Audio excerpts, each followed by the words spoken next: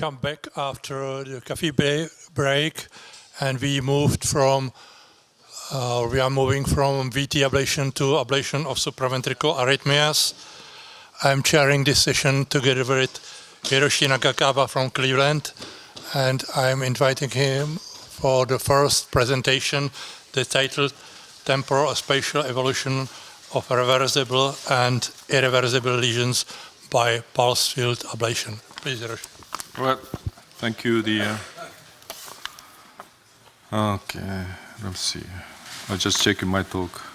Okay, thank you, Robert. And this is a Cleveland Clinic picture for the main hospital. Cleveland Clinic, actually, we have more than 40,000 employees. It's a big corporate. It's not a tiny clinic. Make a long story short. So I'm talking about the temporal spatial evolution of reversible and irreversible lesion boundary produced by the PFA. Here's my disclosure related for this talk. All right, so the pulse field PV isolation using a multipolar circular catheter. So there was several varieties. And this is typical response. So circular catheter is located in this particular case, LSPB ostium. Put the catheter there. And the first PFA application resulting the total elimination PV potential. I can't remember 3-4 years ago, live cases at the Boston AFib Symposium, audience like this, oh man, dream has come true. This is good. But my question is it good news or bad news? And then, as we know, the circular catheter to get a circumferential electrode tissue contact, it's quite difficult because the geometry doesn't fit. So therefore, it has been assumed using a PFA, we don't need electrode tissue contact. But is that true? And the recent publication, this is a pulse pivotal trial, the published circulation this year. Unfortunately, the 1-year follow-up data, proximal atrial fibrillation efficacy 66%, persistent AFib 55%. It's not very impressive. There's some discrepancy. Easy elimination PV potential, but 1-year follow-up data, it's not very impressive. So what's going on here? So therefore, like as we know, during the RF ablation, lesion size and incidence stim pop increase with increasing contact force, RF power, and RF application time. So therefore, I developed the force per time index formula, ablation index, with Biosense Webster R&D team long time ago. In contrast RF, as I mentioned in the previous slide, it has been reported that PF ablation does not require the electrode contact to achieve the effective lesion formation. However, the effect of the electrode tissue contact on lesion formation for PFA has not been very, evaluated very well. So therefore, first of all, we'd like to determine the requirement for the electrode contact and relationship between the average contact force and lesion size during a PFA using a beating swine heart model. So we're using the PF generator centrally manufactured by the Galaxy Medical, providing a biphasic monopolar PF application. The ablation catheter using a focal catheter with a contact force sensor is a tag cath from Abbott. So the protocol is rather simple. We're using a closed chest swine model simulating a clinical setting, right and left ventricular ablation. So the constant current application, 28 amps, total pulse duration is 1.4 milliseconds, synchronized with the QRS complex, and left ventricle higher dose, 35 amps, and total duration is 1.6 milliseconds. And the variable is a contact force, low, moderate, high. Low force indicating like a median 9.5 grams, and the moderate force around the 20-gram range, high force around the 40-gram range. Importantly, also we did a no-contact ablation. Ablation electrode roughly like a 2 millimeter away from endocardium, confirmed by the ice and as well the contact force tracing. So this is the end site velocity map showing this is the first ablation site for the PFA. And the ablation catheter now moved to the septum and showing nice the stable contact, average contact force is 11 grams. So during the PFA application, this particular one like 35 amps and left ventricle, high contact force 40 gram. Importantly, we have not observed any microbubble formation during a PFA. Here is the example for the non-contact ablation. Tip ablation catheter is located catheter roughly 2 millimeters away from the endocardium. Okay? All right, so then this is our proposed mechanism of a cardiac myocyte injury produced by PFA. When apply the high voltage, short duration electric current to the myocyte, resulting in increased membrane permeability, or this is showing the physical poration. That's the reason electroporation. But the interesting, so therefore the membrane permeability change very easily produce conduction block. However, membrane repair by receding, indicating myocyte is not dead, it's come back, it's viable. So therefore, it's a transient conduction block. If you increase the intensity PF current, further, large poration resulting in the ATP leakage, but as long as mitochondrial activity is preserved, for the ATP leakage, the compensate and coming back the like a reversible electroporation, still transient conduction block. Further increase, now damage to the mitochondria or DNA. So this is actually initiating apoptotic pathway or program cell death. At this moment, now more likely irreversible lesion formation by PFA. If further increase the intensity, then now the cell membrane rupture, calcium influx into the myocyte, resulting in the contraction band necrosis, and swelling and hemorrhage. So pathologists can tell this is necrosis. Apoptosis zone, not much evidence for the acute necrosis, but the apoptosis pathway already activated. All right, so we are very interested to examine the mitochondrial activity in PF ablation lesions. So we performed the histochemical examination, including the toliphenol tetrazone chloride, TTC stains, which stains the mitochondrial enzyme of the succinate dehydrogenase for the living cell red color, and distinguish the reversible zone is a red color, and the irreversible zone, no staining, essentially pale coloring. Another very complex, fancy staining is a cytochrome C oxide is essential to the mitochondrial function. So therefore, Cox staining observe the receptor enzyme of to measure the, again, mitochondrial activity, delineating reversible and irreversible region boundary. We also perform the conventional HND and the Mason trichome staining. So this is the one of the example, LV cross-section, 2 hours after the PFA. So the 35 amps, average contact force 18 grams. Here's the endocardium, and here's the epicardium.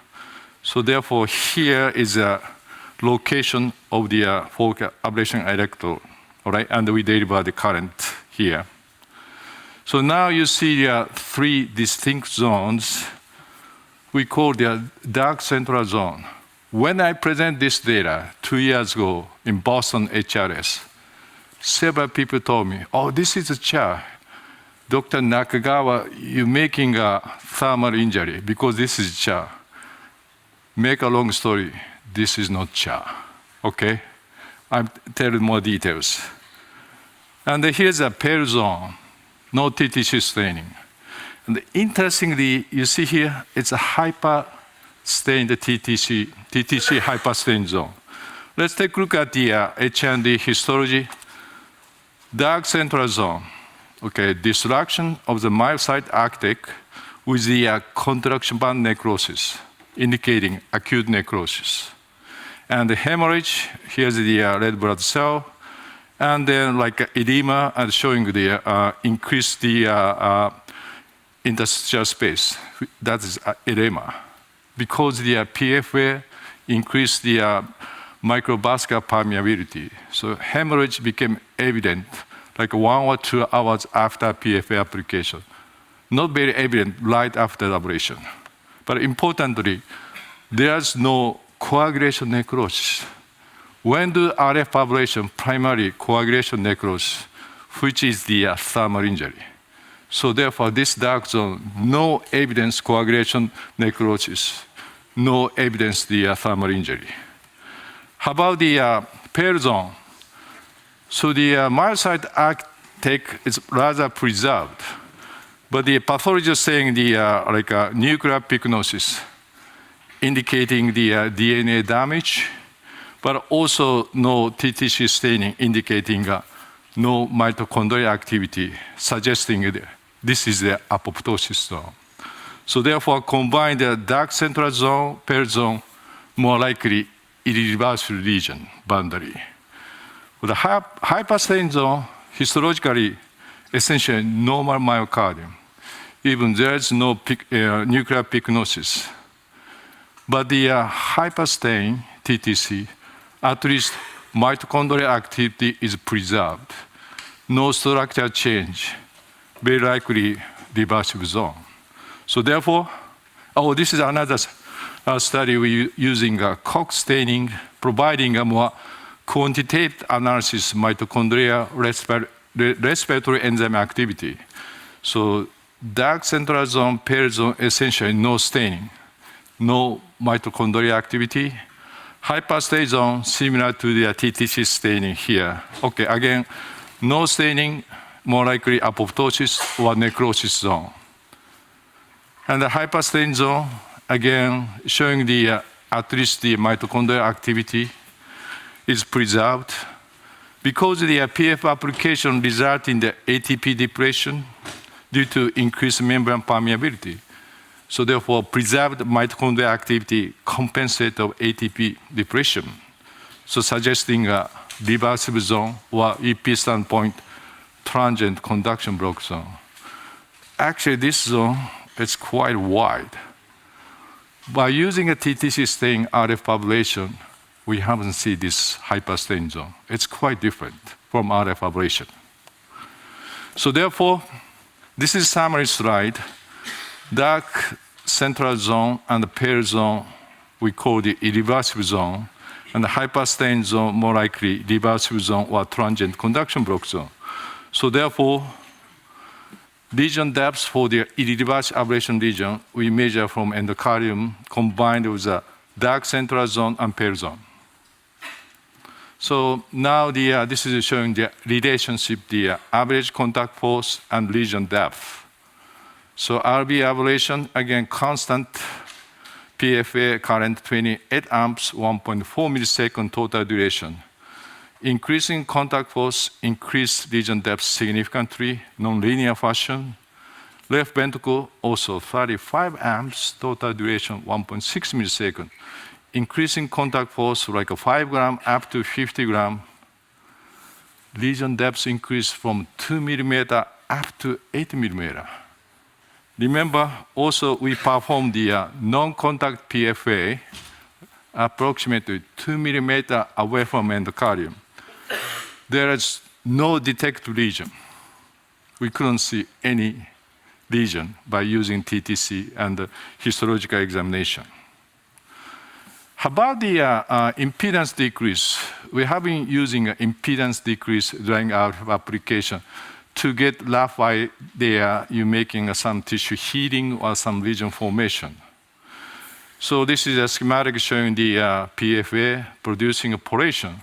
So therefore, applying PFA, pore formation, membrane permeability increase. So therefore, we expect some impedance decrease during a PFA. All right? However, tissue temperature increase, no increase or limited increase. So therefore, the impedance decrease may not be very significant. In other words, the RF ablation, the main mechanism impedance decrease, essentially tissue heating. Higher tissue temperature, higher electric conductivity, so therefore impedance decrease. But you don't see much the tissue temperature increase, maybe impedance decrease very limited. Here's the result. Impedance decrease, RV ablation, less than 5 ohms. Left ventricular PFA, less than 6 ohms decrease. So therefore, limited decrease impedance during a PFA. There is no significant relationship with the lesion depth or very poor relationship with the lesion of the left ventricular lesion depth. So, but also this indicating, using this system, we are not increasing much for the tissue temperature. Primarily, we're providing a non-thermal injury by PFA using this system. So in summary, during a PFA, using a biphasic monopolar applications, electrode tissue contact is required for effective lesion formation. At same PFA dose intensity, lesion depths increase significantly from 2 millimeter up to 8 millimeter lesion depths with increasing contact force. Impedance decrease during a PFA is very small, less than 6 ohm decrease, and does not correlate well with the lesion depth. So this is showing the publication, this radiology journal, surgeon doing the bipolar sandwich liver, right, applying a PFA. They're measuring the liver temperature between the electrode. So it's no argument, electrode contact, okay, in this situation. And then like a voltage at 2900 volts, and the number of pulses, 90 pulses, which is fixed, but they're changing a pulse width from 30 microsecond up to 100. And the liver temperature, this is maximum temperature, increased from 40 degree up to 65 degree. As you know, the tissue temperature reaching more than 50 degrees Celsius, more likely inducing a thermal injury. But like a 40 degrees Celsius, unlikely to have thermal injury. And then I'll show the histology later. Here's showing the coagulation necrosis, as similar to RF ablation. Even PFA, you're applying too much, you're initiating a thermal injury. But here's 40 degree, essentially no coagulation necrosis by histology. And also, they see the red blood cell infiltration hemorrhage. So again, this is showing a very dark central zone, similar to the previous slides, but this is liver tissue. It's not myocardium. But again, this is not CHA. All right, here is the histology, hemorrhage. But again, no coagulation necrosis. And then actually they use the caspase-free staining. This is very sensitive, the staining to identify the apoptosis activity. So this is like a very positive staining indicating extent apoptotic activities already initiated. And there also the immunohistological staining, the heat shock protein 70, there is no staining, consistent with no thermal injury. But apoptosis already initiate. Tissue temperature maximum 40 degree and hemorrhage, but no coagulation necrosis. But if you go like, pulse width 100 microsecond, now tissue temperature 65, again, coagulation necrosis indicating thermal injury, no, or minimum apoptotic activity by the caspase-free staining, but heat shock protein 70 indicating tremendously thermal injury, consistent with tissue temperature. Again, this is liver tissue, but very similar to the myocyte. So this is another example, like ATO bipolar application using a surgical device, again showing a dark zone hemorrhage and edema. It's very similar. So this is a recent publication using the biphasic bipolar focal ablation catheter. Okay, here's the lung end of perfused swine heart. And then contraction is uncoupled using the EC uncoupler. Surprisingly, they got the some region 2 millimeter offset without contact. It's quite different from our study. But it's lung end of perfused heart, no contraction. Even without contact, more focused field PFA current may result in some lesion formation. I'd be happy to test using this system, using our system to provide side-by-side comparison. Whoever this is Medtronic system, we are open, we can do tests anytime, all right? So now this is another example for using the optical mapping lung end of perfused heart. Applying a high-intensity electric current like 100 volts per centimeter. Actually, this is actually producing a reversible electroporation, easily produce the transient depression, mild side excitation, conduction block, resulting the shallow membrane potential, depressed upstroke, and the amplitude of the action potential. So it's well known. You can make the transient conduction block by applying a high voltage short pulse delivery. So this is our study. We are ablating the intercabal region, point by point, using the same system. Now using a lower amplitude, 19 amps, 1.4 millisecond, 10 gram contact course, okay, just regular focal catheter. We just deliver the PFA current from a tip, all right? After first application, here's the bipolar distal proximal. One shot, we eliminate all potential, even though we just ablating a tip 4 millimeter. This is suggesting the we eliminating intracardiac electrons like a diameter 28 millimeters, more like 3 centimeter area, or potential is gone. That's maybe possible explanation. Put the catheter at the PV osseous, bang, elimination PV potential very easily. But the follow-up data is not very impressive. So then, like here, RF ablation. This is a very nice study, even published Jack 1995, the Jack DeBacca and my friend Fred Whitcomb. Perfused heart, they're measuring tissue temperature for the myocardium. So the permanent conduction block, you need the tissue temperature like a minimum 51.7 degree. To make the transient conduction block, tissue temperature minimum 49.5 degree. It's not much difference, suggesting the like a transient zone compared to the permanent block zone. It's like a small reversible zone.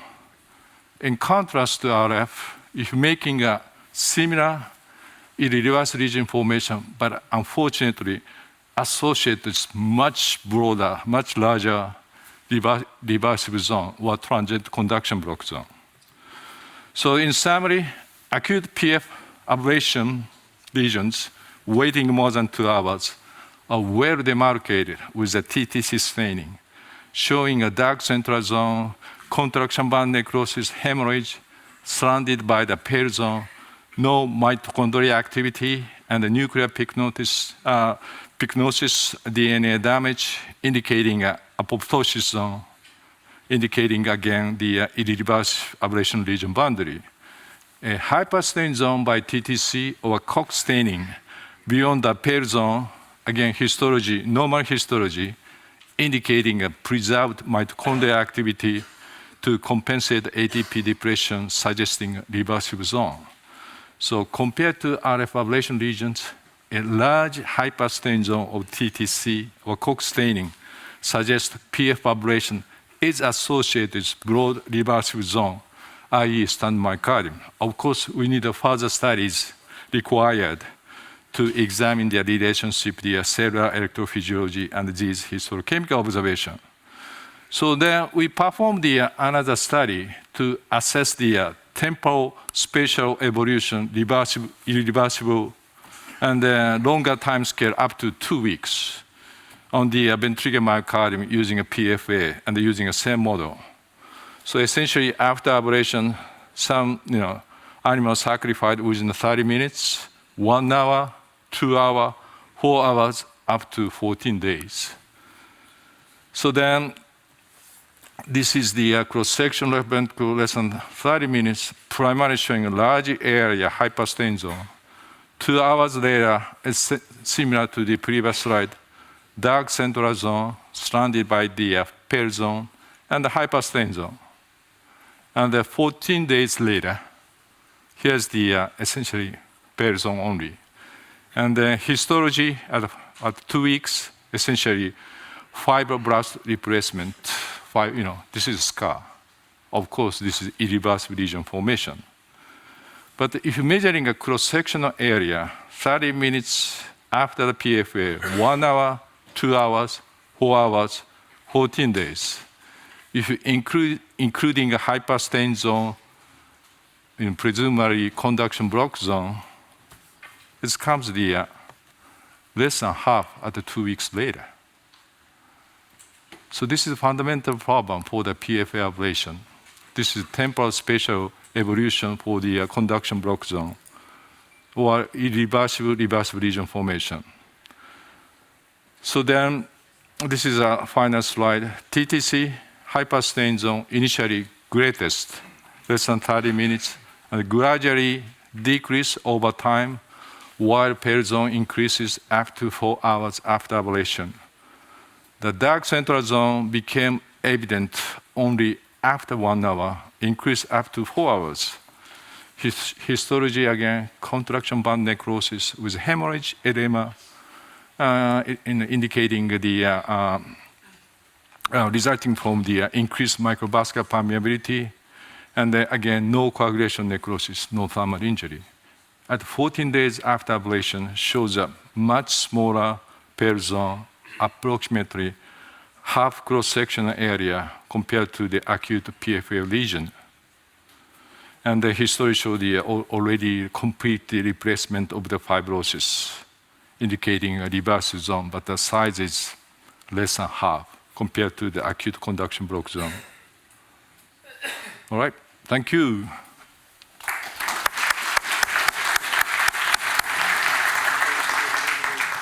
Thank you. We are starting to be behind schedule. Beginning the next presentation is by Jose Merino. He already left for Homolka Hospital, so it's pre-recorded.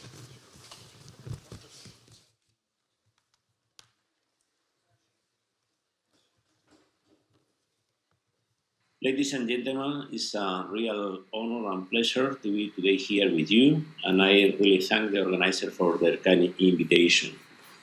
These are my conflict of interest, and I was told to talk about a cathode ablation of atrial tachycardia. And let me review with you what is new on cathode ablation of atrial tachycardia. There are several aspects that we may cover. One is the ablation approach itself, and other things that we may explore at the end is mapping of atrial tachycardia, or ways to infer from what atria or from when or from what origin is coming from. So let's start with ablation approach. We know that some of these tachycardias may be challenging to be ablated, and sometimes we may suspect that they have an epicardial component. To tackle with them, some years ago, ethanol infusion of the vein of Marshall was proposed, and this has been more recently studied by some groups, like the Bordeaux group. And in this group, found that after atrial fibrillation, roughly 30% of the left atrial tachycardias arising after ablation had a component that was tackled through the Marshall bundle, and they needed ethanol infusion in this structure. This has been more recently studied by a Chinese group, And interestingly, in this group, what they study or what they compare is ablating some of these tachycardias, either by some perimetral outer flutters in particular, with a standard RF application within the left atrium endocardially, or epicardially with a coronary sinus approach, or by infusing ethanol within the vein of Marsan. However, they follow two different approaches when they use ethanol. One was to start infusing ethanol and then is followed by RF application, or the reverse. As you see in the slide, the ethanol infusion combined with RF application was far superior, both in termination of outer tachycardias, but also in terms of recurrences and follow-up, that RF alone. So this suggests that this technique has to be considered well in advance when treating this patient. However, you may also consider other approaches, like, for example, going directly into the pericardial sac, like in this case, that is a bilateral flutter case, and you see that the upper structure represents the bundle of Pacman bundle, and you see how the tachycardias reentrant circuit goes from the left to the right through this structure.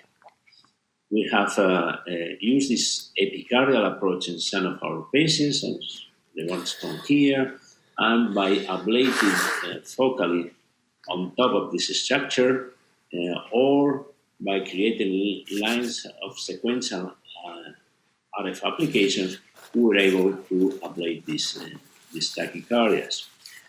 In our experience, this approach can be facilitated by infusion of COT in the pericardial sac before the pericardial puncture, especially important in these patients that, always they are kept under oral anticoagulation and they are given in addition heparin. More recent alternatives are arising from the use of pulse field ablation, and there are some isolated case report. This is one of them from Serge Boveda, and it's an interesting case because after 4 RF conventional ablation attempts failed, they use a Farapulse catheter in this patient, and as you see, they place the catheter on the right atrial lateral wall, deliver some pulses, and after that, the tachycardia was ablated. So this is an unconventional way of using this technology that may be useful in some cases, but you need to be aware that this is associated with a significant damage. You see the differences from the prior to ablation voltage map on the final voltage map, so large scar.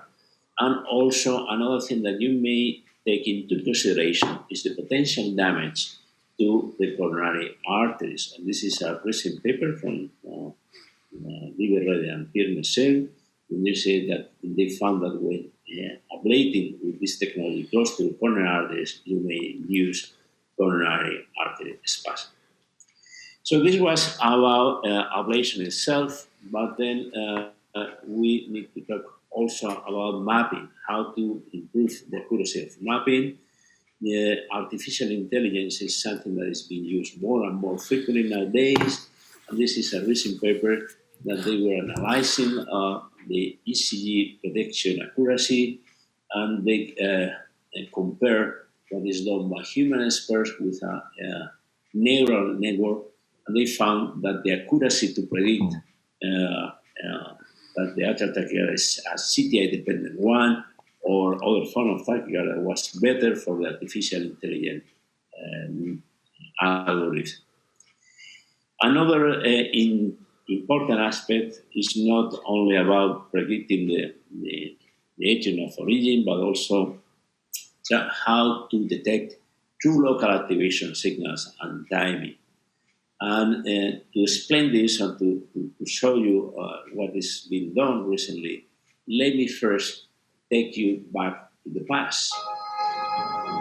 And going back to the past, by the time this movie was shown in the cinemas, this paper was published back in the 90s. And this paper tried to clarify how was the local activation time best estimated. It was clear for unipolar recordings because you need to use the maximum net slog, and it's quite accurate. But in terms of bipolar signals, the situation is less clear. You may consider using the maximum slog or the maximum amplitude, the peak, or even the onset of the bipolar signal. We know the onset is probably not doing a great job. It's not the best because it's highly influenced by far-field signals. And to make things worse, you may find areas with multi-components in which it's difficult to estimate or decide which one is representing local activation time. Like in this example, taken from a BP patient, and you see that in fact the near field component was this small one that clearly was the important one, because when mechanical block made this component disappear, the tachycardia was terminated. So the large component was in fact not the true local activation, but far field. So back to the present, how are things, what is new, and we have to admit that we are still estimating local activation time as we were in the 90s. It's true that there are some improvements. We have better tools, better catheters, 8 degree, Bente rate, some new algorithm or some new feature like omnipolar technology mapping, but in reality we are still using bipolar activation timing. What is new is peak frequency mapping. What is peak frequency mapping? We know that the frequency of the signals is impacted by proximity of the sensing electrode to the signal source. This is the Doppler effect.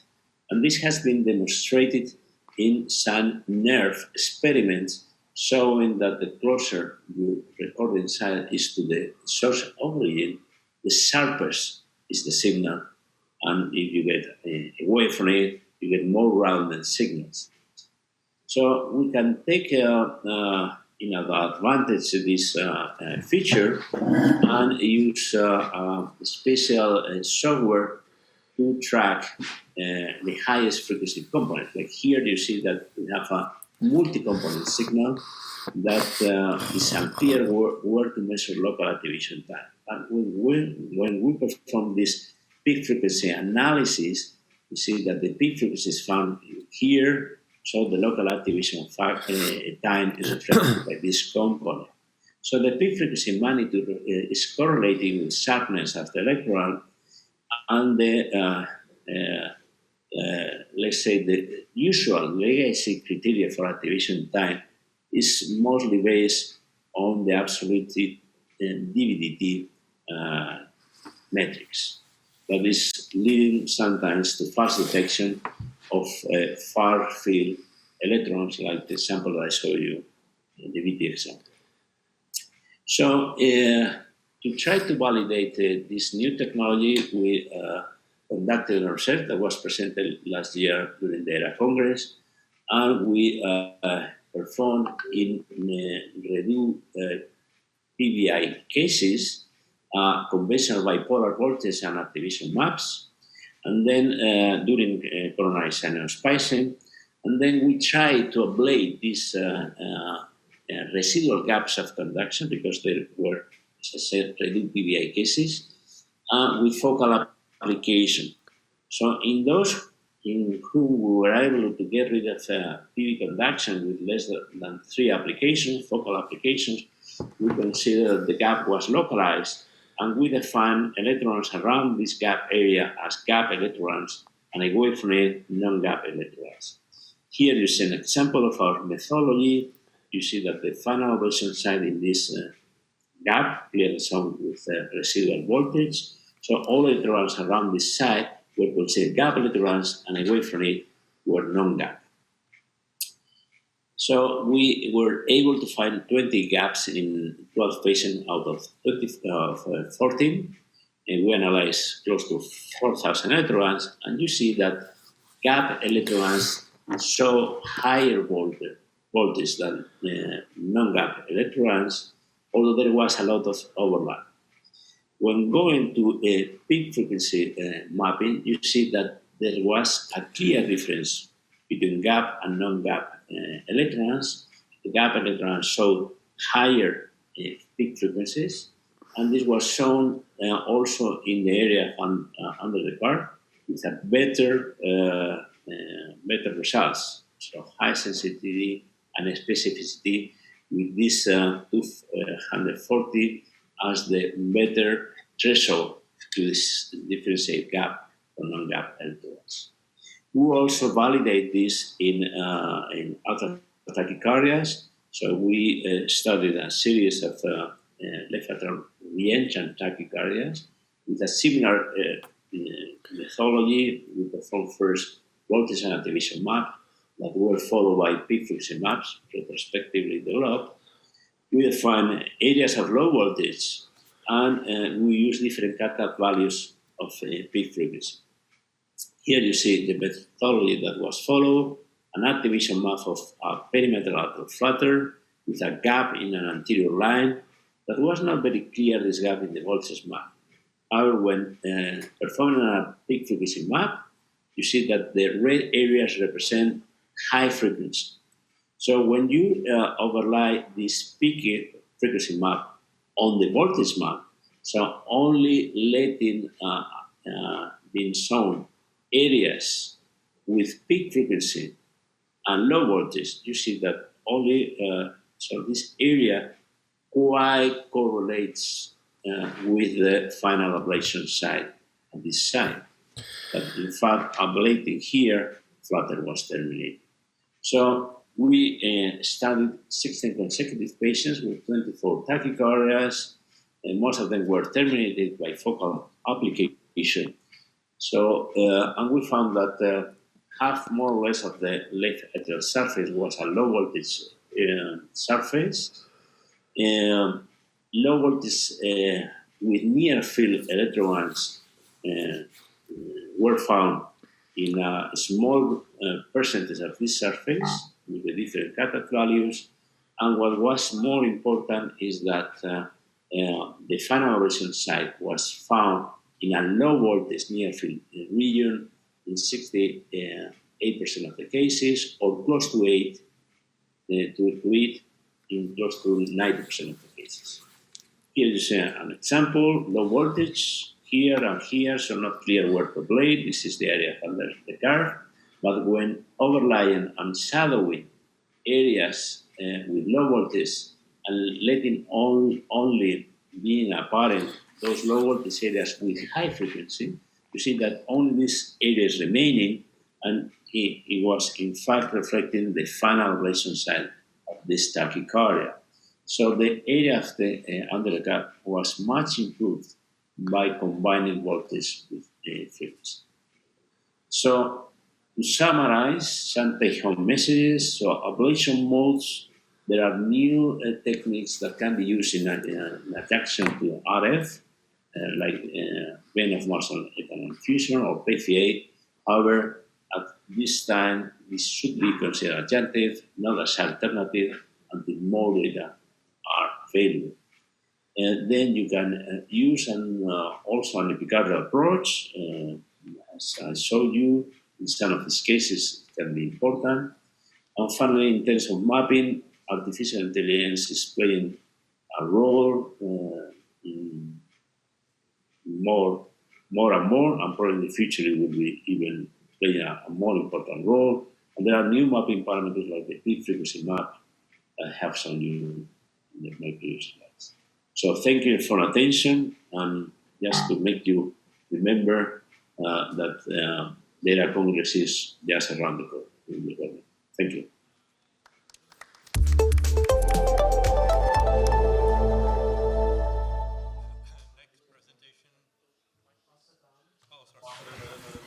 Next presentation, globe pulse field ablation, will be given by Petrů from Homolk Hospital. Honzo, slyšíš nás? Ano, slyším. Good afternoon, everybody. I hope that we have a good connection. So, thank you for invitation to have a lecture about new developing system or technology for PF ablation of atrial fibrillation. The talk is about the globe system. So, before I start, let me just briefly say something about our PFA experience in Homolka Hospital. And you can see in this busy slide how many trials and procedures we did with different catheters and technologies with PFA. So finally, we have conducted 15 PFA clinical trials with PFA technology that totally 5 different technology we have used, and we selected almost 500 patients into this study. And if you see, majority of them were treated with the Farapulse system, then Affera system, and on the third position there is globe system. And I think that you can imagine how big is this effort to conduct so many different procedures, to take so many patients, to manage them, and to have and collect all these data, remapping, and so on. So I think that on this field, I would like to personally thanks to 2 main persons. So definitely to Vivek Reddy and Peter Neugil, our big daddy, and because I think they really deserve it. So let's go back to topic of my presentation. This is the system, globe system. You see, this is the catheter. This is multiple electrode catheter. When it's deployed into the body, it looks like a spherical array with diameter of 30 millimeter. Each electrode can be used for mapping, ablation, pacing, electrical signal evaluation, and temperature measurement. The system has also the navigational part, so we can create all different maps what we need, and we can navigate the catheter inside the heart. We can do contact mapping, voltage, activation mapping, and so on. And the main principle is visible here on the third part of the picture. So we introduce the catheter into left atrium, and then we are trying to have good contact in all veins and to do single shot application to do isolation. But also we can use this catheter for other application to do posterior wall box lesion, mitral isthmus line, or even focal ablation for other substrate modification. So during the study, because we use this catheter is still investigational, so we use this catheter during the study, I will show you later. So there were like 2 different generations of the system, G3 and G4.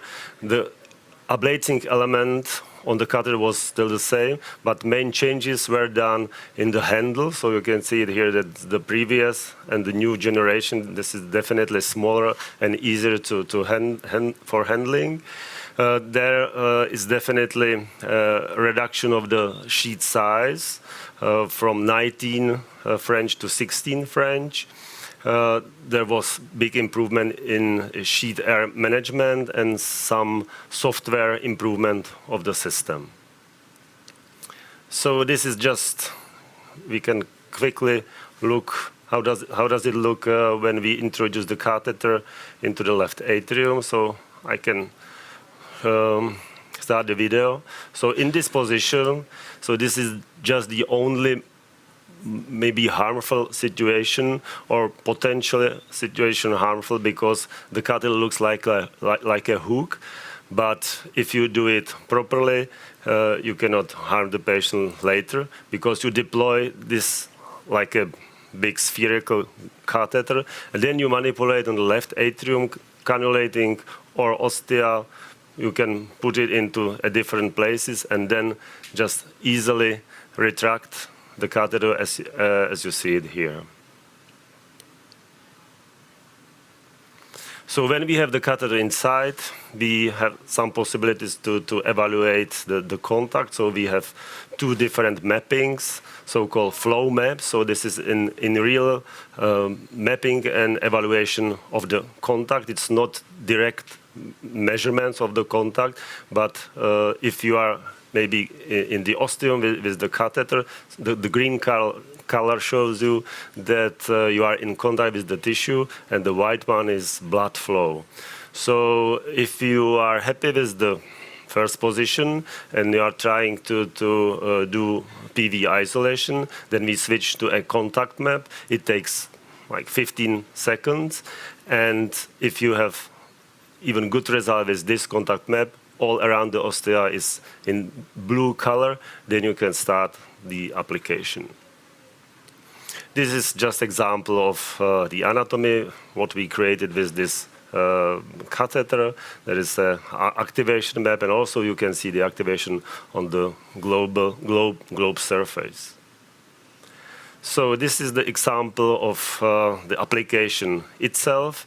At the beginning, we are, in this example, on the right superior pulmonary vein ostium. All the purple around is like healthy tissue, not ablated. You can have electrical signals from electrode, and here you can see the electrical signal from CS catheter.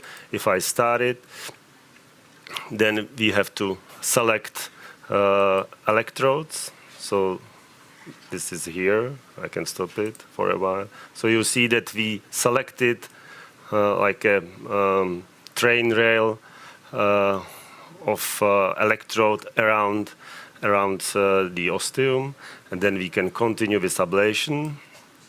So now there is a part of pulsing. So you can see it here. There's a noise during the pulsing, and after there are no signals, and also you can directly see the voltage on the catheter. So after one pulsing, the pulmonary vein is isolated. As I told you, the catheter is still investigational. So we treated patients when they were enrolled in the clinical study. The name is PULSE EU. It's not a non-randomized clinical trial. We conducted just here, so it's single center experience with 3 main operators, and the main aim of the study was the safety and efficacy of this system.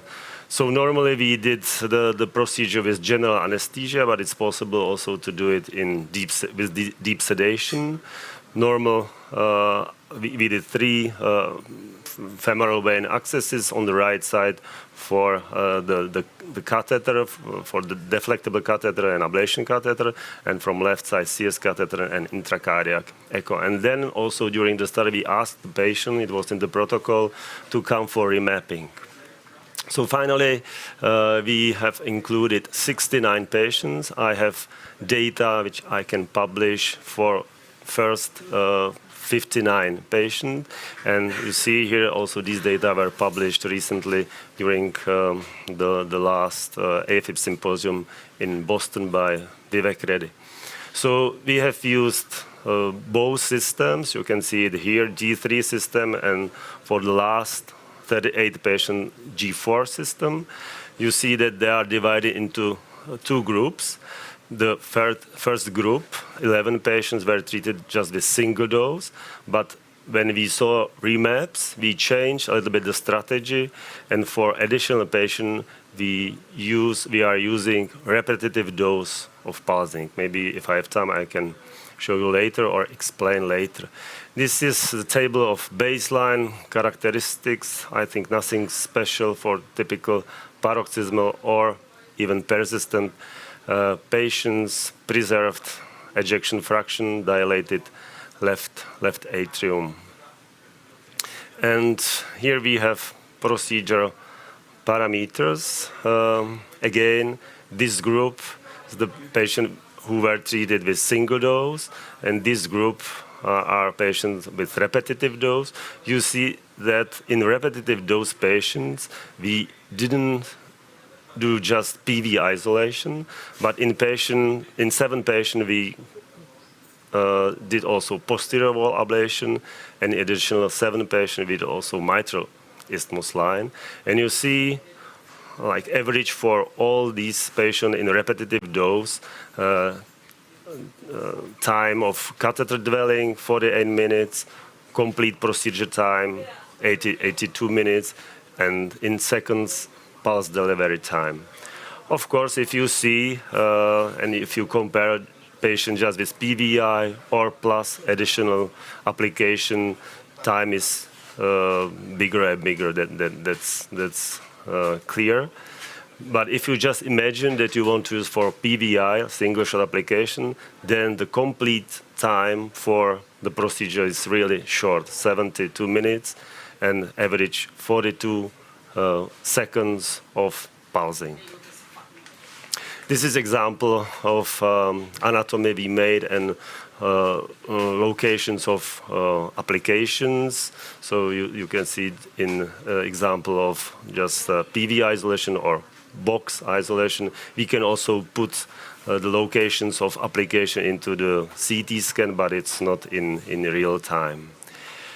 This is example of a range of pulmonary vein isolation directly, immediately after, during the first procedure, index procedure. This is 2 months remap, and you see that the range of ablated tissue remain the same, almost the same.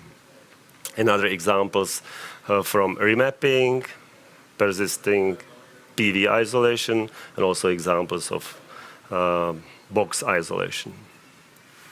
So let's have a look on these acute and remapping results. Even with single dose, and of course with repetitive dose, we were able, during the first procedure, to isolate all veins. But when we asked patients to come for a remap, so you see there is a big difference between the single dose group and the repetitive dose group. So you see here that 99% with repetitive dose, so 99% of PVs were still permanently isolated, but with single dose, just 25 from 40 veins, so 63%. So, and this was also the reason why was changed the strategy from single dose pulsing to repetitive dose. This is example of our gap or one gap in left superior vein, and when we did retrospective analysis in the index procedure, so we saw, and there is still a hypothesis, but we saw a small mistake maybe because there was missing a pairing of selected electrodes to do PV isolation. Here you can see safety data, no stroke, no pericardial effusions like no tamponade, no phrenic nerve paralysis, no atrioesophageal fistula, and even with this big sheath in the groin, no major vascular complication, no death. We did some evaluation of the esophagus, no lesions in the esophagus, and just very few cerebral lesions in MRI in the group of improved catheter, of improved generation of the system. So let me conclude. About the globe spherical PF system. You can use this for single catheter position and for single shot PV isolation. There is no need for repositioning in between applications. You can use this system not just for PVI, but also for other locations or other ablation in the left atria. I think that I showed you that the system has a good durability data and also safety data. Of course, there is a lot of limitations, small group of patients, small number of operators. This is not randomized study. This is a single center experience, and I can continue. we have also some future and next steps. We would like to finish all remapping part of the study and 1-year follow-up. We expect some other improvements in the system, mainly in the software. And we have already started another multi-center study with this system. The name is Pulsar, and I'm very happy to tell you that we have already included first 4 patients. Thank you, that's all.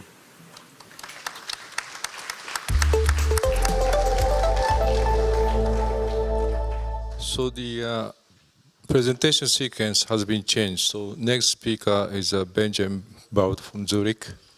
Please.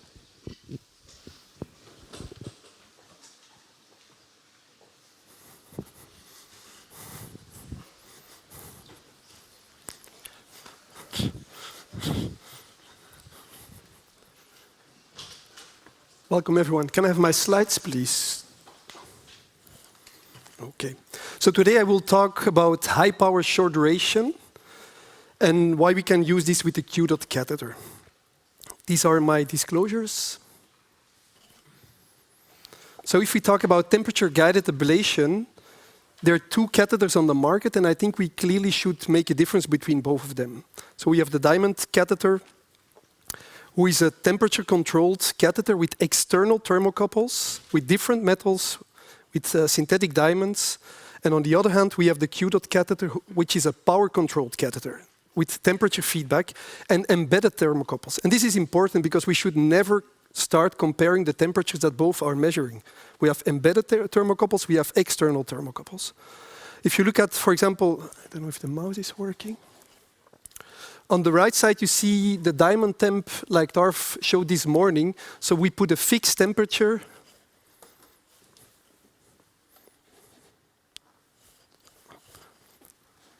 Okay. We put a fixed temperature and the power is adapted accordingly. And of course, with the Q-dot catheter, we do the opposite. We will put a fixed power setting. We will have a ramp up during 3 to 4 seconds.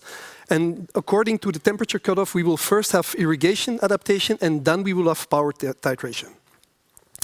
So we did, since 2020, more than 1,500 cases now. We had 5 audible steam pops, all in the ventricle, all during VT, during low flow areas. We're now writing up that paper. And they happened at 25 seconds, so not at long-term or long-duration ablation settings, for example. Nothing special, no impedance rise before the pops. Why can we now use high-power short duration routinely? Because, of course, this catheter has 3 advantages, in my opinion. We have this temperature feedback, so we will have less steam pop. The effectiveness, both with temperature feedback and the contact force, will also say something about the lesion formation. And we have also low flow, and that is also important for the ventricle, we think. And this will also help for the lesion formation. On the right side, you can see that for me, the Q-dot catheter really learned me to ablate differently. In the past, we were always, I was taught like that on the ridge, for example, I had to retract as far as possible, looking at nice ridge signals, and then ablate. But with the Q-dot catheter, we could clearly see that we had this really small rim of temperature heating. And then afterwards, I discussed it with Haifa, we went more into the vein, pulled the tip more against the wall, and then we had this full heating and probably much better lesion formation. So we are not pulling back completely, but we pull ourselves against the wall. I would like to start with the Power Plus study, so the study that we recently published, because I think we can have important information from that study. It's a multicentric study. It was randomized, 50 against 90 watts, procedure times that are more than okay. But we saw that the first pulse isolation with the 90 watts group was clearly lower. And that's why we said maybe we should do something differently. What is important on that slide as well, for me, is adverse events. There was one ulcus that was treated with PPIs. But I think there's also a part of marketing going on that there's a big safety issue with RF, and I still think that RF is not dead. On the other hand, if we look at the results of the effectiveness, and most of the studies coming out with PFA now, they clearly, in my opinion, have worse results. So we would not like to have compromises on the effectiveness side. And of course, Dr. Nakagawa will afterwards, when I do my 90 watts case, tell me that it's impossible to use that on the anterior wall. But I think the main reason is the contiguous lesions that we have this thermal latency that he really nicely showed. So if we want to make durable lesions, we combine high power short duration with stability and the close protocol. So with high power short duration, I will show you afterwards that we have the impression that it doesn't matter if you use a hybrid setup, 50 or 90, 50 everywhere or 90 everywhere to be successful. But I do agree, if you look at the single lesions, you make only one lesion, that the lesion set with the 90 watts is probably the most predictable. I don't think it's coming now. So this was an abstract that I think Jackman showed at HRS. So you see that the difference in all the lesions of the 90 watts is 1 millimeter approximately. But if you go for the longer duration lesions with lower power, you can clearly make deeper lesions, but the difference is 5 to 6 millimeters in lesion depth. So we just don't know what we're doing. So in my opinion, if we now ablate next to the esophagus or next to the sinus node, I really want to use 90 watts because I know every lesion is almost the same. And in the past, we did the opposite. We went down to 35 watts near the esophagus or the sinus node. But I think that for me, these contiguous lesions is the most important part. If we use 90 watts, I think otherwise we will never have a little bit deeper lesions. So we really try to put every 90 watt lesions just next to each other to profit from the fact that you have 15 seconds of heating still of the tissue after you stop the pedal. And you can only use that in your advantage if you put your lesion set next to each other. So in the closed protocol, now with 90 watts, it's even more important. The Q-dot catheter was initially built to use with 90 watts, but as I said, because of these disappointing results, they created a new stability algorithm that we will use afterwards during the case, AMT3. And I think this part is crucial. If you use 90 watts Q-mode plus, the lesion set in the past was based almost on coincidence, and now it's much more precise. And that's really important in my opinion. So we still use the closed protocol. Now with the AMT3 algorithm, there's no problems anymore with this bradycardia that you have broken tags that we saw in the past. We have much better stability detection. The ablation index, as I will show you in the next slide, I think, will come up after 2 seconds. And this was important for the posterior wall, that we don't have overshooting of the ablation index. So for this AMT3 algorithm, we have the catheter motion that is split into respiration motion and the motion of the chamber itself. I will not discuss this slide to bore you all because you need lunch, but just to show that this is high power short duration is not something new. It's tried with STSF, with the ST catheter, with the Q-dot catheter, sometimes randomized, sometimes not, with all similar results. And the complications, as Sebastian Knecht wrote in his paper, is we have a smaller margin of error, so you should really create as the least possible lesion sets posterior. So this AMT3 algorithm, one of the new things, most people that already use Q-dot and 90 watts, they know that sometimes you have these tags that you get angry at your clinical support. They're somewhere on the map because you push the pedal and because of the gating, it's just put there. The left side, you see the correct position of the tag. So that, for us, we are still visual ablaters. If you want to make a closed protocol, you don't want to see gaps. So it's important not to make too many lesions, so the tag should at least be at the place that you want it to be. Ablation index values and the tag itself are coming after 2 seconds. Now with the VisiTag algorithm, it comes after 8 to 12 seconds. And this is important also for safety. If we then look at how stable we are, is it relevant or not? With the Q-mode plus, you can see that 4% of the tags that you had in the past with the normal VisiTag were less than 1 second stable. 70% 1 to 3 seconds. So we really adapted our workflow with the steerable sheath now to have better stability. But also with Q-mode, and here we do not know if it's relevant clinically or not, 14% difference in the new stability algorithm compared to the old one. We also looked on the regions itself, because of course some people think if we are not stable with Q-mode, maybe we'll be stable with Q-mode plus, but we found that at exactly the same regions, if you ablate for 4 seconds or 8 to 12 seconds, it's probably too long already during the respiration. So maybe for 1 second it would make a difference, but there are exactly the same regions with Q-mode plus and Q-mode that are unstable. The ridge, so all the regions that we know, the anterior carina and the roof. This, of course, I don't have to show you. Shortly, I was trained by Matthias, and I still believe that the peanut is probably enough. And maybe that's one of the reasons that we have good first-pass isolation also with QMODE Plus. We want to do a randomized trial now with a small versus large circle for persistent atrial fibrillation. These are the data that we are now collecting. So we started with, in our opinion, the gold standard 50-watt ablation with QMODE, 75 minutes skin-to-skin time, 90% first-pass isolation. Then it was randomized with 90 watts, and I already told you that we had this less good first-pass isolation in the 90 watts group. So that's why we started working with the hybrid approach. Maybe we should have 50 watts for the deeper lesions on the anterior side. And then you can see that we had skin-to-skin times of 65 minutes, and again, these 90% first-pass isolation. We started then to work with this new AMT3 algorithm to see if it's safe or not. So maybe we would ablate too much if the stability is stricter. And you can see that we have 66 number of applications. And of course, we all talk about single shot. With Farapulse, you have 32. So it's the double of the applications that we have with these single shot devices. And nowadays, since 6 months, we use 90 watts everywhere with the new stability algorithm. And then we have, again, 90% first-pass isolation. About versatility, you can see that in all these protocols, we had 1/4 to 1/5 of the patients we needed to do a CTI. There was no charring in these groups with the new generator. Complications were low, and I cannot show you yet the 90 watts AMT3 results of follow-up. For persistent, my approach is actually to do the ablation of the veins, then to cardiovert, and then in sinus rhythm, make a new map with the Pentray or the Octray catheter. If it's healthy, we stop. If we have low voltage, we continue with the encircling. For the persistent, if we then see fibrotic regions, we will always do the Marshall plan. We want to be standardized. And for the redos, we also go to the Marshall plan. This is what Matthias showed during the AFib symposium. So it was not just about voltage. He said that we should do more phenotyping.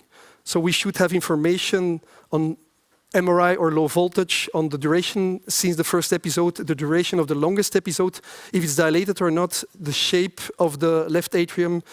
Do we have failed cardioversions? How long did the patient stay in sinus? We should be much more detailed in not just duration of persistent atrial fibrillation to then decide what we should do, PVI only, what we do since 20 years, or the Marshall plan. And what came out of all the discussions that we also had during the AFib symposium is that we should tackle atrial fibrillation in sinus rhythm, not during AFib. I will not discuss the Marshall plan. Just to show you some data on our own experience with QMODE, QMODE Plus, hybrid, and PFA. So our procedure time nowadays with QMODE Plus is 55 minutes. With PFA, it was 45 minutes. So it's 10 minutes difference, but of course we make a voltage map before and after. Setup length is a little bit longer for us if we used Farapulse. And I know that we are talking about a lot of innovation here, and I think we should mention changing times. And I just went last week to see Boris and Julian in Frankfurt, and I was much more impressed by their changing times and their workflow than the technology that they showed me. Because I think we make the difference. All the technology since the last 10 years, we can maybe gain 5 or 10 minutes, but most of us, they have changing times of 30 minutes, and I saw it during 6 cases. So for me in my lab, sadly, it's still 60 minutes, and that's maybe one of the biggest disadvantages for RF, in my opinion, that we still use general anesthesia. So Max Verstappen, in my opinion, he did not only won the world championship because he was one of the best drivers, but he was one of the only ones to go into this not sexy part, and he was practicing during months with his entire team his changing times. And we can do that with our nurses, with our cleaning personnel, with closure devices, but nobody likes to talk about that part. So I think that we should talk more about how many procedures are done in one lab and not about our skin-to-skin time. And to finish, I'm a really big fan of versatility, and for me the Q-dot catheter and RF is not dead. We did now, it's a small series still now, but we try to make it larger multicentrically. In our VT patients, we checked the patients in their ICDs that also had atrial fibrillation. 1/3 of them had inappropriate shock or ATP because of atrial fibrillation.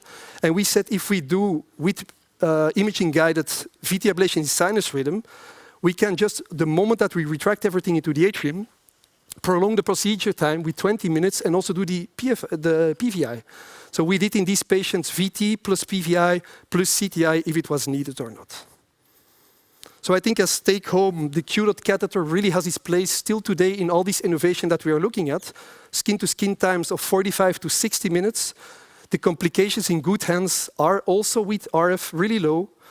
For me, it's the most versatile catheter on the market. We can treat every arrhythmia with that. Until today, with PFA, that's not possible. But we need AMT3. It will come with the version 8 system, I think in the summertime. For Q-Mode Plus, I don't think that you should do Q-Mode Plus with the old system. And to further improve, of course, we should do something on our changing times, and maybe we'll have Q-Dot with PFA in the future. I thank you.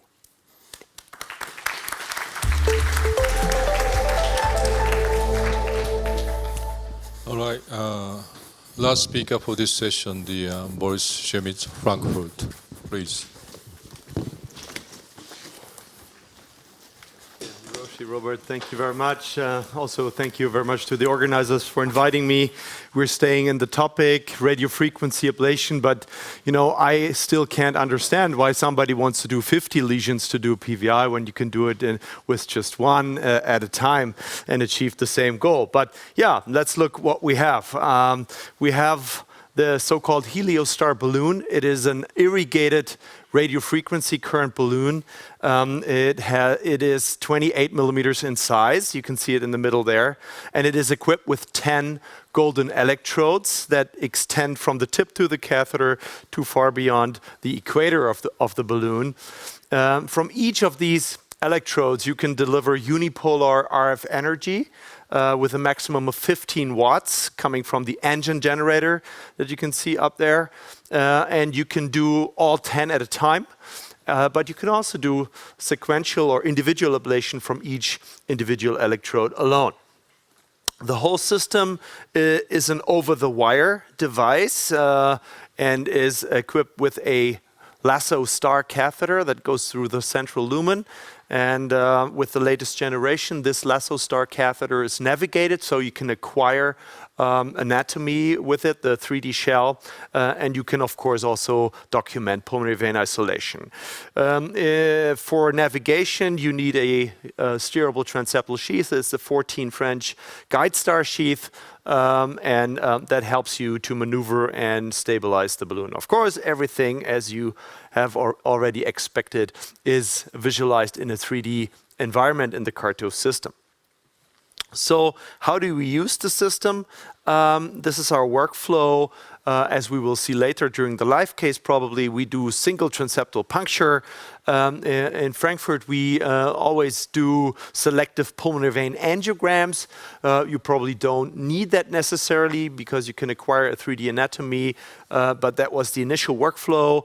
In the very beginning, the lasso star, the small lasso, was not navigated, so we had to acquire a 3D shell with a regular lasso nav catheter before we introduced the balloon. That is not longer necessary. And then, of course, we performed sequential pulmonary vein isolation with applications of 60-second duration in general, but for the posterior electrodes facing the esophagus, energy application is stopped after 20 seconds automatically. We always use a temperature probe in the esophagus. We defined our cutoff at 40 degrees Celsius, but of course you can also be more conservative with this. During application at the septal PVs, it's recommended to watch phrenic nerve function as with any other balloon technology. So here you see an application at the left inferior pulmonary vein. You see the catheter located at the LIPV. The operators are identifying posterior electrodes to cut off the energy delivery early. You see the bar graphs down there depicting impedance changes for each individual electrode, temperature changes for each individual electrode, and on the right-hand side, you of course see the intracardiac electrograms, both from the lasso star catheter and from the surface of the balloon. So it's very complex, a lot of information that is in there, and I think we go through this during the live case a little more in detail. So what do you need to watch? And I think one thing that I was a little skeptical about is, oh, I will create PV stenosis. And there are some features that can help you to prevent this. And one feature is that you could perform occlusion angiograms to confirm your position outside the tubular portion of the pulmonary vein.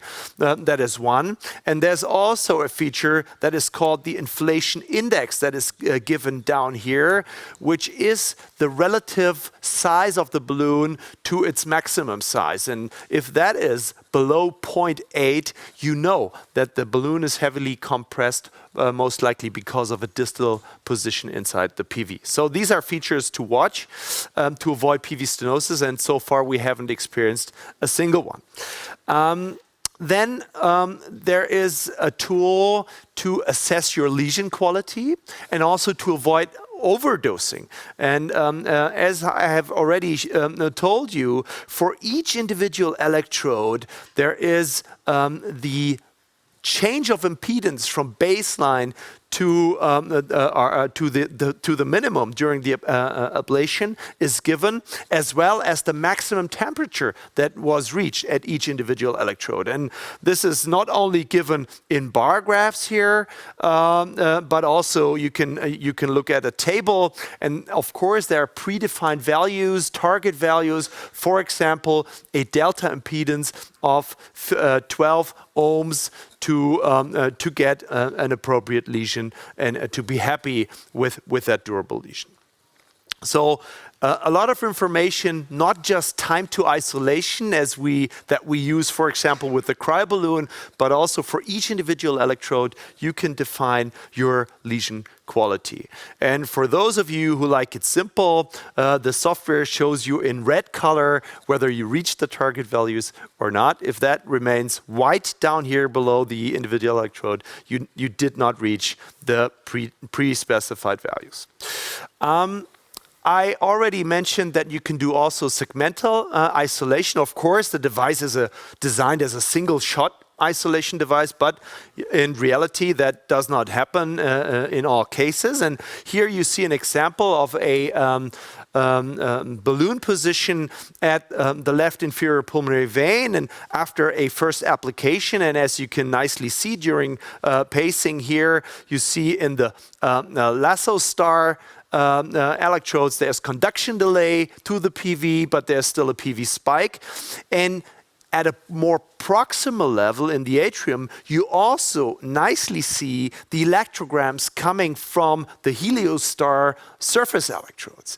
And I think that is a very nice feature because this truly allows you to identify the conduction gap that is still present in this particular case. And of course, you can target this conduction gap with just ablation from a single or a few electrodes from the balloon. And you can spare the posterior wall with additional applications, potentially harming the esophagus for thermal injury. So in this case, it's an anterior-inferior conduction gap, and by identifying these lesions and applying energy from only those electrodes, we were able to isolate the vein. In addition to that, some maneuvers are special. Those of you who have already gained some experience with cryoballoon ablation probably know the crosstalk phenomenon, meaning that if you do not isolate the left superior pulmonary vein with the first application, you can move your balloon to the inferior vein, and then the lesions grow towards each other, and like the peanut that Benjamin just showed, you isolate both veins simultaneously with the second application. So what is the clinical experience? We have founded a clinical collaboration with the University Hospital in Hamburg, Andreas Metzner and Andreas Rillig, and of course Fifan Ouyang, who are leading the team there. And we've collected some data. This is very initial data, first use data. So from 140 patients, you can see the characteristics here. I go over this as a typical German population, body mass index of 28 on average. This is now the clinical data. If you first look to the left-hand side, you can see that the average number of applications per PV was 2. So in the initial learning, we were not able to isolate the veins with just a single shot, but we had to apply more energy in a segmental fashion most of the times. In the middle, you see the rate of first shot isolation, and you see that is in total, it was 60% for this cohort that we just summarized and published in Europace.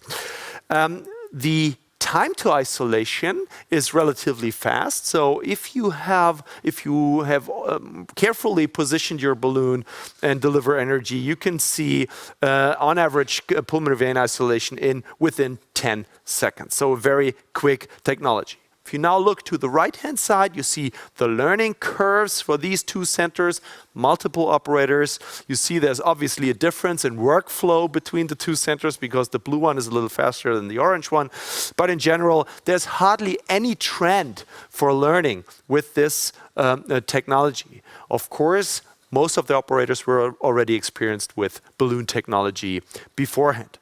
So this is our learning curve from Frankfurt. And again, for me, it's hard to identify a true slope within this curve. But obviously, in the last part of the curve, something happens. And that is actually true. If you look at the case numbers in quartiles, you see that in the last quartile, we were able to substantially reduce procedure time, skin-to-skin procedure time to 44 minutes. And the reason for that was, number one, the Heliostar nav catheter was introduced. So it obviated the need for mapping with the regular Heliostar nav catheter, and the engine version 2 generator was introduced, allowing for ablation with a reduced irrigation speed, thus resulting in more compliant balloon and better positioning at the pulmonary vein ostium. And you can also see that from this very busy graph. Please just look to the right-hand side. This is the total experience, and in yellow, that is the last quartile. You see single shot isolation rates went up to 90% with more experience, and especially with the introduction of the lower irrigation of the balloon.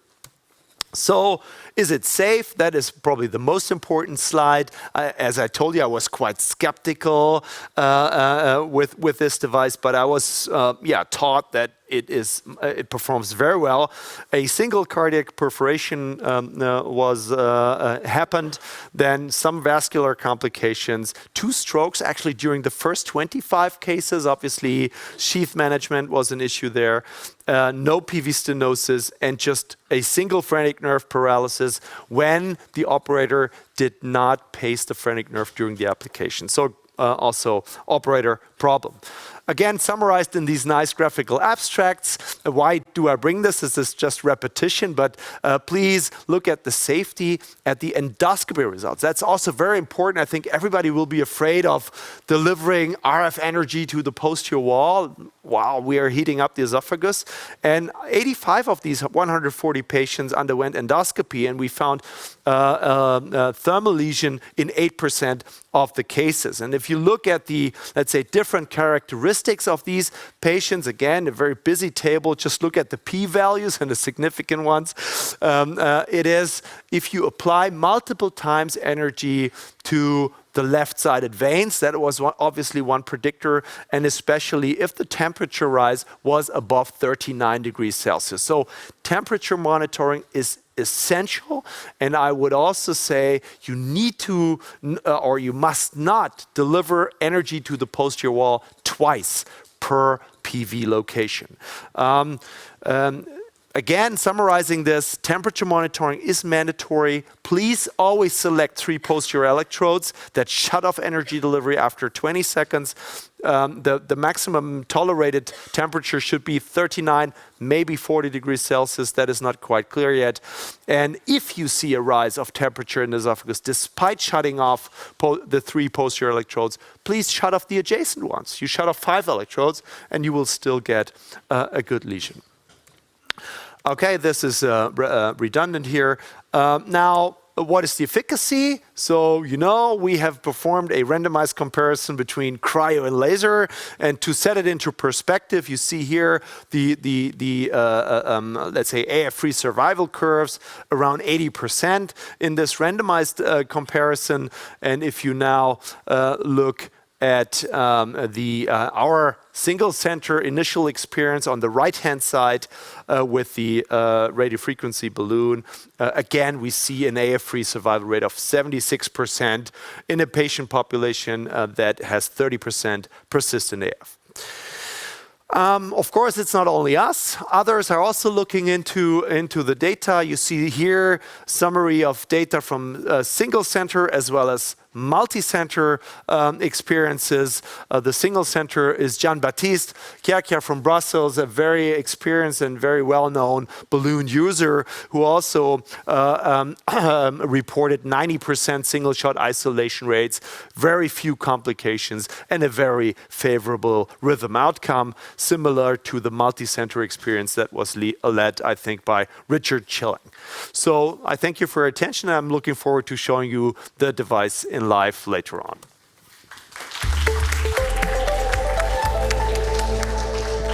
Thank you. Yeah. So in terms of time, so we can take one question for each speaker.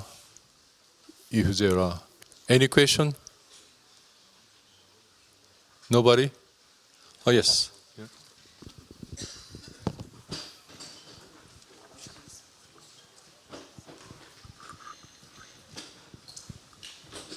Hi, Barkos, University of Ljubljana. I have a question for Dr. Nakagawa. In your study with no contact and comparing to the study in Minnesota group, could you say that, would one possible explanation be that in their setup the system was very controlled, whereas if some of the reason why you saw no lesions in no contact situation could be related to the challenge in holding exact 2 millimeter distance of the catheter to the ventricular tissue? No, okay, talking about the recent publications they see using Medtronic system, it's a bipolar. They call bipolar, not unipolar, and they're using the Langendorf perfused heart without contraction, no moving at all. So then 2 millimeter away, essentially through the, for the whatever solutions they're using for the perfusion heart, go through. And we're watching carefully eyes for the beating heart, okay? And then like average to like 1 or 2 millimeter, but the heart is moving. We're not focusing the, in as well, if heart is contracting, by heart contraction as well as by movement, you don't have the focused non-contact current delivery to the endocardium. Then we don't see that for any lesion. And we test the other system, not only the Galaxy, using the same, for the animal model. Again, no effective lesion we found. So my opinion is if you don't use the beating heart model, it's quite different from the clinical setting. That may, resulting in the different conclusion. And also you eliminating potential clinically, PBI, fast PFA, almost always. But the 1 year follow-up data is not very impressive. That's consistent with our finding. Make a long story short, to elimination potential, you don't need a contact. But for the durable lesion formation, you better have the contact, and also with contact from 5 gram, 50 gram, contact force, lesion depth significantly different. That's my message. Thank you. May I also, Hiroshi, may I continue to ask you about this? So the slope of the curves with the contact force graphs is relatively small. So that means by increasing contact force, let's say from 15 to 50 grams, you gain little.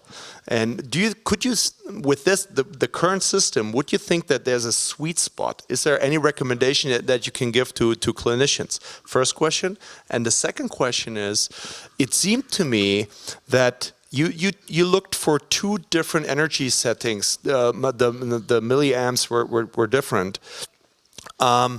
Could you think that you can overcome the relationship between contact force and lesion depths by just cranking up the energy? Again, like we developed the ablation index power, application time, contact force. So therefore, increasing the pulse field intensity and the contact force, and the application, like a number of pulses. That should be in, if you want to make an ablation index of PFS, those three factors should be in the equation. It is complicated. The slope is different from low dose, high dose. So again, but make a long story short, better not ignore, at this moment. And no contact, unfortunately, you eliminate potential. That's a problem. So electron-guided procedure, it's not reliable anymore. That's my, concern. Question. Okay. One quick question on Peter, if we can hear each other from Homolka, on the globe system, because as I saw your maps, there was quite a large lesions which are really very near on the posterior wall. So are you not afraid that this kind of lesions may lead to a roof-dependent flutters, or you were just creating a isthmus for these arrhythmias with the globe system? So thank you for your question, if I understand well. So you think that, because we normally do in the majority of patients just PVI, also in case of persistent AFib case, we create the posterior box. And of course, if there is a really small corridor after PV isolation, we have to decide if to also do at least like a roof line. But we don't have any big data about this. And what is my experience, I think that when we did one patient with remapping, during the remapping period, and the index procedure was just PV isolation, so we were able to induce roof dependent flutter, and we had to create a roof line during remapping. Any other question? All right, so go ahead. I have one question for Boris. Today is very fancy pulse field ablation. Can you imagine that in your Helios catheter, can you in the future use also pulse field? Yeah, I think that is one of the research areas of the company, to put pulse field ablation on that balloon. And following Hiroshi's suggestions, I think, again, with the balloon, it's much easier to keep your contact steady and to get a good contact force around the pulmonary vein rather than with a single tip catheter. So I think there's some potential in that, in there. And well, we'll see how the engineers at Biosense Webster will perform in accomplishing this mission. Yeah, they're actually working on that. So now they're saying they can deliver the PFA current. It's different designing. But I agree, rather than like a multi-electrocircular catheter or mini basket, as balloon is a better chance to have at least a contact right before the PFA application. All right, thank you very much. We're going to have the lunch break, and we come back to 14:30. Okay, please come back to 2:30 p.m. Thank you.